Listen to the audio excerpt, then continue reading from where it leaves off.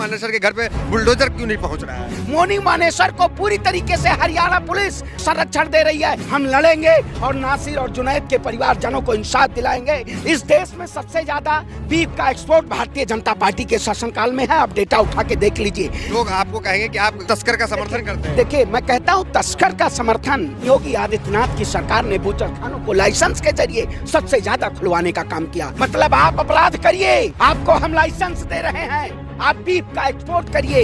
ये लोग गौरक्षक के नाम पे पैसा उगाही करते हैं, वाकई में ये असली भक्षक हैं। गौरक्षक के नाम पे बैठे हुए हैं जो लोग अपने आप को कहेंगे हिंदू सेना, महाकाल सेना, गौरक्षक सेना, बजरंग दल, नारंगी चंगी, इनका सबसे पहले डीएनए चेक होना चाहिए। ये कौन लोग हैं? क्या कहेंगे, अब तक जो है पुलिस की गिरफ्त से बाहर है, किसकी नाकामी है? बिल्कुल, देखिए नाकामी हरियाणा सरकार की है।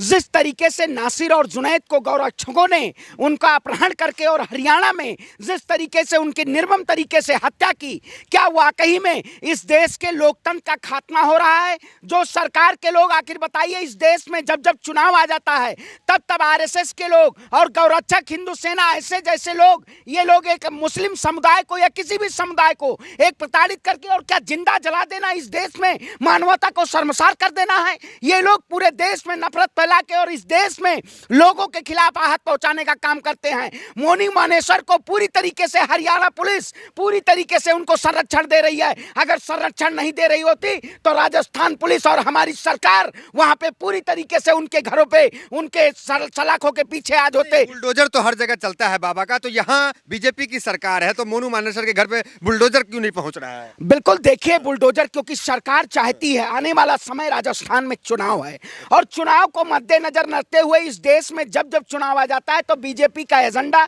हिंदू मुसलमान हो जाता है। मैं कहता हूं इस देश की आजादी में सभी लोगों का हाथ था, लेकिन जो लोग नासिर और जुनैद को जिंदा जलाए, उन जैसे संघियों और नारंगियों को कौन सा आजादी के योगदान था? आप बताइए, आरएसएस की स्थापना कब हुई थी? तो गौरक्षक कहते हैं खुद को कि गौरक्षक। देखिए, मोनू मानेसर सबसे बड़ा गौरक्षक के नाम पे किसी भी इंसान को जिंदा जला देना, हमारी सरकार जीरो टॉलरेंस की सरकार है।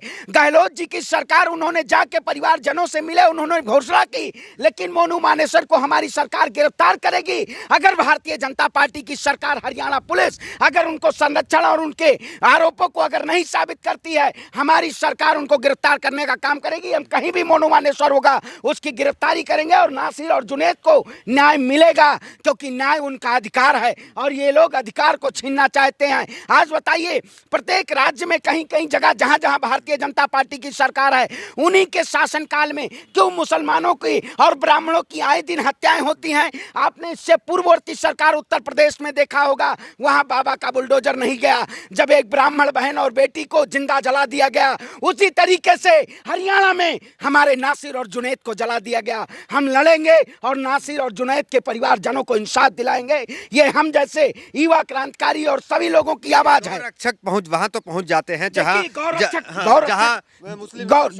बिल्कुल, गौरक्षक मत कहिए। इस देश में सबसे ज्यादा बीफ का एक्सपोर्ट भारतीय जनता पार्टी के शासनकाल में है। आप डेटा उठा के देख लीजिए।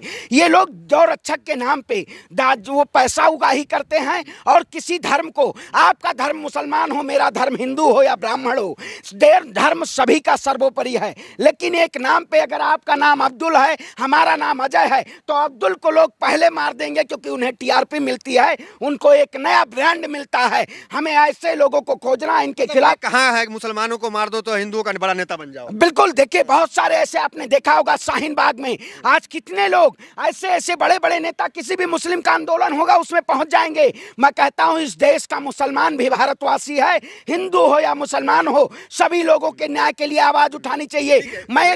मेरा सवाल यह है, करनाल में 45 गायों को सल्फास खिलाकर उनको मार दिया गया, जहर दे दिया गया। मारने वाला वो मुसलमान नहीं था, तो फिर गौरक्षक वहां क्यों नहीं पहुंचते? वो आदमी जो कि हिंदू था, जिसने गायों को मार दी, 45 गायों को जहर दे करके, उस पर गौरक्षक कार्रवाई क्यों नहीं करते हैं? बिल्कुल आपका बहुत सवाल लाजमी है पत्रकार महोदय।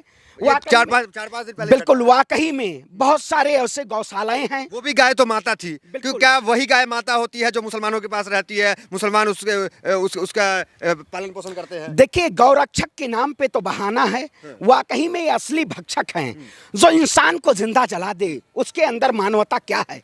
वो मानवता को शर्मसार करता है।